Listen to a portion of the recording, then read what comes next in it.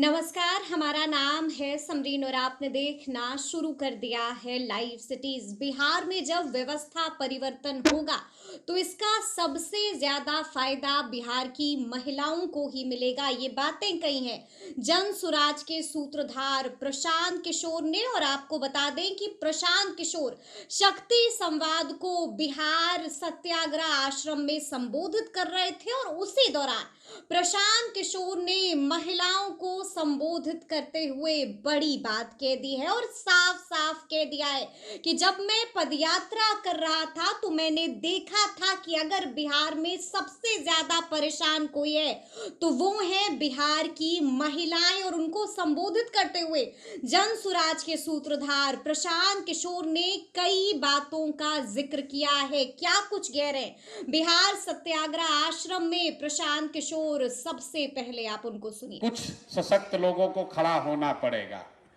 बिहार में जब हम 2 बरस पैदल चले तो सबसे ज्यादा कष्ट में अगर कोई दिखा तो महिलाएं दिखी। अगर आपका बच्चा नहीं पढ़ रहा है तो सबसे ज्यादा दिक्कत आप ही को है। अगर रोजगार नहीं मिल रहा है तो आपके घर के ही बच्चे, आपका भाई, आपका बेटा, पति बाहर जाता है। लोग बता रहे हैं कि प्रशांत किशोर घर परिवार छोड़कर 2-2.5 बरस से यहाँ बिहार में घूम रहे हैं। हम अक्सर कहते हैं कि हम तो 2-2.5 बरस से अपना परिवार छोड़ के यहाँ रह रहे हैं। बिहार में ज्यादातर परिवार में स्थिति ये है कि आपकी शादी हुई और आपका पति पलायन कर गया, रोजगार के लिए बाहर चला गया। कोई छठ में घर में शादी विवाह पड़ा, छठ हुआ, दिवाली हुआ तो 10-15 दिन घर आता है, फिर सालों भर बाहर ही उसको रहना है। देश के किसी भी हिस्से में सामान्य परिवारों में अगर पति साल भर बाहर रहे तो उसका शादी टूटिए जाना है। ये सिर्फ बिहार में ही संभव है कि महिलाएं 20-20 साल तक अपने पति के साथ उनको नहीं रहना है। और लोगों को लगता है तो जीवन की सच्चाई है, भैया कमाना है तो बाहर जाना ही पड़ेगा।